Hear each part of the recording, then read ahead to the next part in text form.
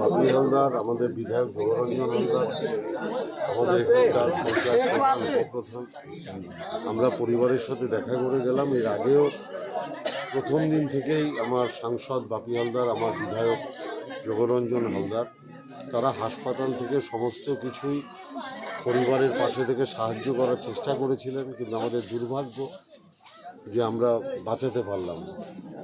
আমাদের নেতা, সর্বভারতীয় সাধারণ সম্পাদক অভিষেক বন্দ্যোপাধ্যায়, তিনি নিজে ব্যক্তিগত স্তরে যেরকম দুঃখ প্রকাশ করেছেন, আমার মাননীয় মুখ্যমন্ত্রী মমতা বন্দ্যোপাধ্যায় যেরকম দুঃখ প্রকাশ করেছেন, আমাদের নেতা সাংসদ অভিষেক বন্দ্যোপাধ্যায় ব্যক্তিগত স্তরে যে 17 জন মানুষ এসআইআরের আতঙ্কে মারা গিয়েছেন, তাদের প্রত্যেকের পরিবারে পাশে দাঁড়ানোর জন্য তিনি বিভিন্ন জায়গায় তার প্রতিনিধি দল পাঠাচ্ছেন। এখানেও আমরা 3 জন এসেছি অভিষেক বন্দ্যোপাধ্যায়ের সৈনিক হিসেবে, তৃণমূল কংগ্রেসের সৈনিক হিসেবে পরিবারের পাশে দাঁড়ানোর কথা বলতে, আশ্বাস দিতে।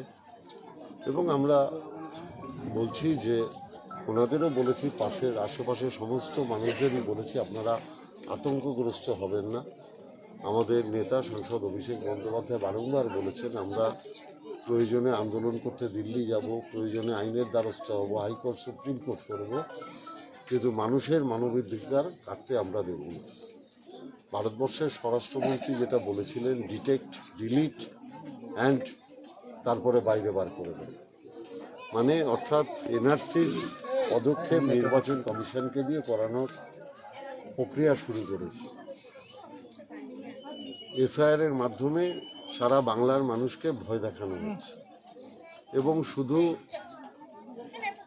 সংখ্যালঘু মানুষেরা না, আপনারা দেখছেন যে এই এসআইআরের ফলে যে 17 জন মারা গেছে তার 90% হচ্ছে হিন্দু সম্প্রদায়, অর্থাৎ 2 সম্প্রদায়ের মানুষকে এরা মৃত্যুর মুখে ঠেলে দিচ্ছে।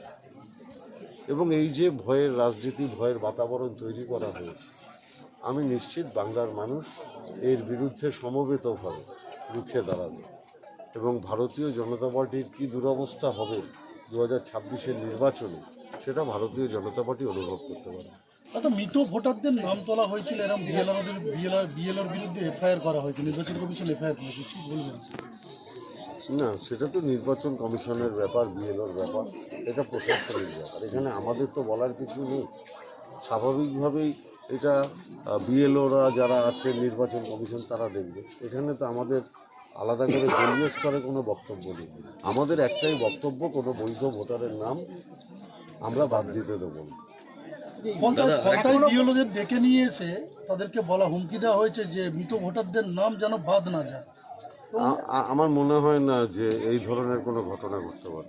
বিরোধীরা অভিযোগ করছে মৃত মানুষদের নিয়ে রাজনীতি করছে তৃণমূল, সে এসআইআর জন্য মারা যাচ্ছে, এসব বলছে। তাই এখানের মানুষদের জিজ্ঞেস করুন না যে এই যে ভদ্রলোক মারা গেলেন উনি কোন আতঙ্কে মারা গেলেন। এলাকার মানুষকে জিজ্ঞেস করুন, এলাকার মানুষ তো আসল কথা বলবে। আমি রাজনৈতিক দলের লোক, বাপি হালদার রাজনৈতিক দলের লোক, যোগরঞ্জন হালদার রাজনৈতিক দলের লোক, তারা মিথ্যা কথা বলতে পারেন। এলাকার মানুষ কি বলছে শুনুন, তার পরিবারের লোক কি বলছে শুনুন, তাহলেই আপনারা আসল সত্য জানতে পারবেন।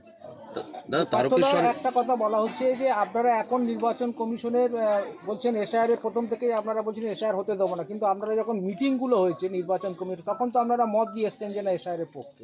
কখনোই না, এটা শুভেন্দু অধিকারীর কথা বলছেন আপনি শুভেন্দু অধিকারীর কথা মুখপাত্র হিসাবে কথা বলছেন। আমরা কখনো এটা বলিনি।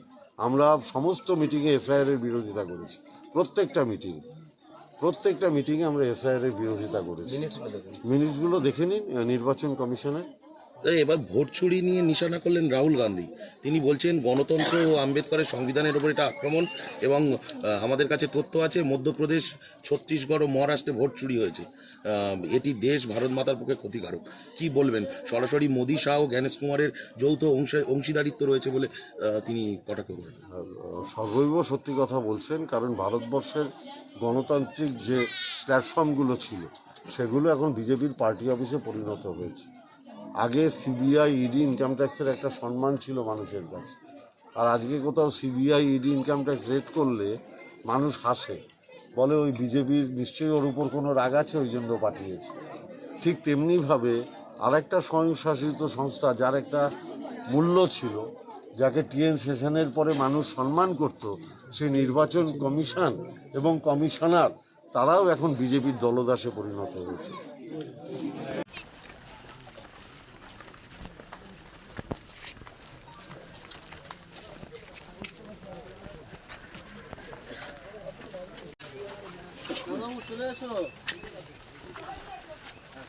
থেকে আমাদের প্রিয় নেতা সাংসদ অভিষেক বন্দ্যোপাধ্যায়ের যে বার্তা, একেবারে আপনারা জানেন যে সারা বাংলা জুড়ে এরকম একটা চলছে, এবং এই যে ঘৃণ্য চক্রান্ত, মানুষের যে প্রাণ ঝরে যাবে সেই ধিক্কার তিনি জানিয়েছেন, এবং সাথে সাথে পরিবারের পাশে থাকার বার্তা নিয়ে প্রথম দিন থেকে আমরা আপনাদের সঙ্গে ছিলাম। আজকে আমাদের প্রিয় সাংসদ পার্থ ভৌমিক, আমাদের দলের পক্ষ থেকে, রাজ্য তৃণমূল কংগ্রেসের পক্ষ থেকে আমাদের প্রিয় সাংসদ, প্রিয় নেতা, সাধারণ সম্পাদক অভিষেক বন্দ্যোপাধ্যায়, তিনি পাঠিয়েছেন দাদাকে সরেজমিনে বিষয়টি দেখার জন্য এবং পরিবারের সাথে কথা বলার জন্য।